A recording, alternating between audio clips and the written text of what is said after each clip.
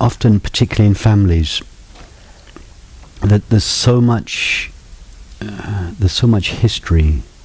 There's so much. You get together with your family, and you're all having a nice chat around the Christmas table or whatever, and there's so much underneath the surface that is not being said, that everyone is, to a greater or lesser degree, aware of.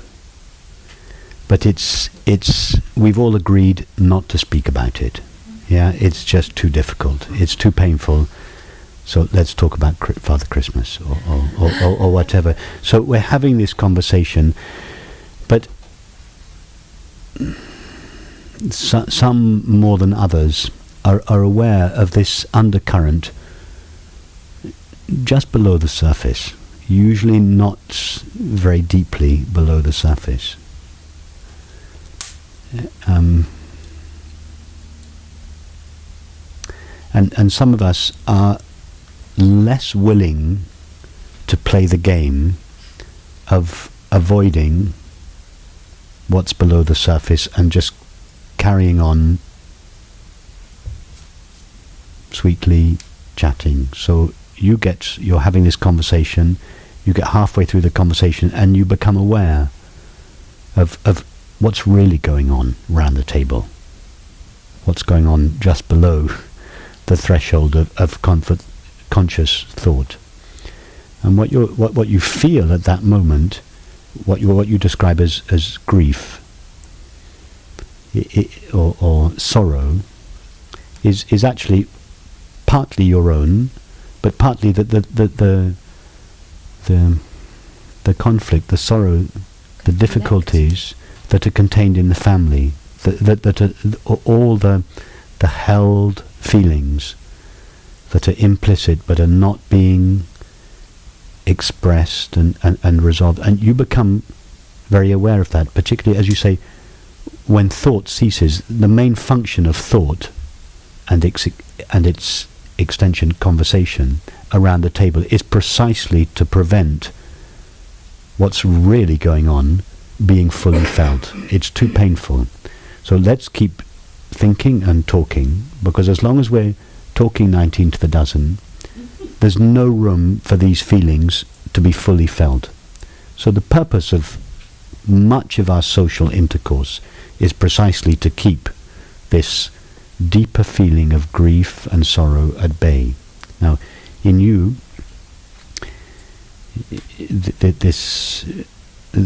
you describe these moments where thought comes to an end. You can't keep up the charade any longer. You're so acutely aware of the sorrow that's just below the surface, and it doesn't matter whether it's your sorrow or the sorrow doesn't belong. It's the collective sorrow. In this case, the collective sorrow or grief in the family, and you become very sensitive to it because the veneer has cracked. You can't hold it together anymore. You can't put a smile on it. So you become very aware of it, and you become at the same time aware that other family members can't afford to be aware of it, that they're not willing to let themselves be aware of it. It's too painful. So right there, their resistance to their sorrow is another layer of sorrow. It breaks your heart to see that people are so afraid to allow these feelings to come up, and all this layer of social intercourse is designed precisely to keep it all at bay. So that's what you're feeling. What do you do about it? You do about it exactly the same thing that you do about all these kind of feelings, whether they're apparently your own or apparently belong to the community, in this case your family, which is you do nothing about them.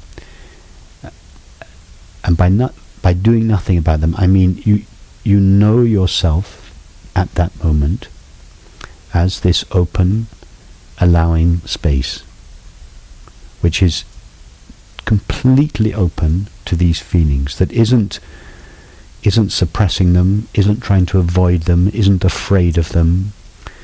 isn't trying to avoid them through activities or substances, isn't trying to suppress them through fear. It's just totally open, no agenda with them. Not going to launch into a mission with your mother-in-law or your whoever it is, because you don't have an agenda. You're not going to start trying to change these feelings, but nor are you willing to play the game of avoiding and suppressing them. So you're just totally open to them. But that also means open to the conversation. Open to the conversation, because that's also part of what's going on. You see what the conversation is designed to do. It's designed to avoid having to feel this undercurrent of sorrow, but you don't judge the conversation. They're doing their best. They're doing what they've been conditioned to do. It's their way of coping. They don't know better. So there's no judgment or avoidance of the conversation. There's no judgment or avoidance of the undercurrent of sorrow. You're totally open to it all, or rather, you know yourself as that one which is already totally open to all of it. And that's the position you take. You don't take a position. You find yourself as that one, and you respond as that one. So you may still engage in what appears to be this superficial conversation. You may continue talking about the weather,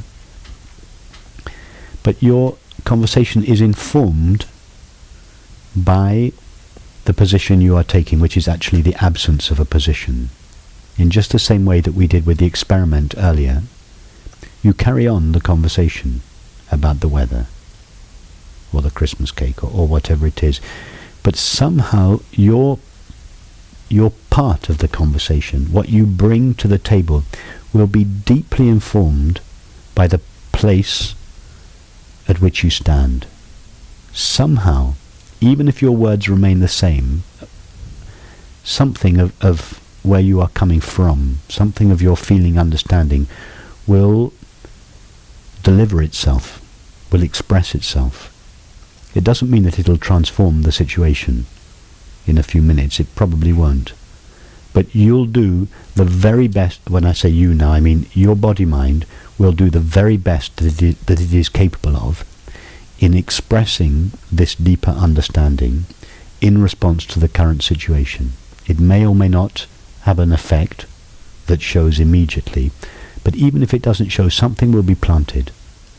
Something of this silence and this openness, this lack of judgment and this absence of fear that is in you will communicate itself somehow.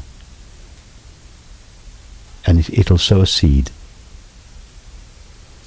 That's great, thank you. Because I've noticed, for instance, sometimes when Catherine and I will have conversation on the phone or whatever, and perhaps one of us will be going off on a narrative, and it's great because suddenly one of us will say, actually, I just can't bother to talk about this anymore.